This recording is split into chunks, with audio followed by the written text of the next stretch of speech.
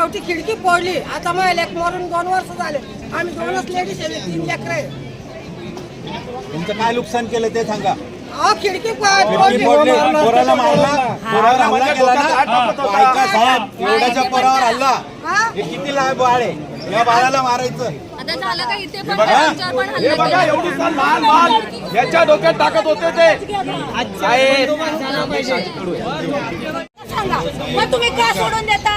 का सोडून देता तुम्ही? नादांमध्ये त्यांना टाका. प्रशासनाला धाक नाही, धाक नाही. गाड्या फोडतायत, लोकांना उभ्या उभ्या मारतायत. 4-8 दिवसात जर पोरं सुटून येते तर येतात की तुम्ही पण त्यांना सपोर्ट करता? 2 मिनिटं काय आहे? आता आमचं एवढं नुकसान झालं तुम्हाला माहित आहे. हा माझा माणूस आहे, 8 पेशंट आहे. आज 8 दिवस झाले माझी रिक्षा घरी होईल. माझा भाजीचा धंदा आहे. मी आता भाडं कशाला भरू? मी कशाला करू?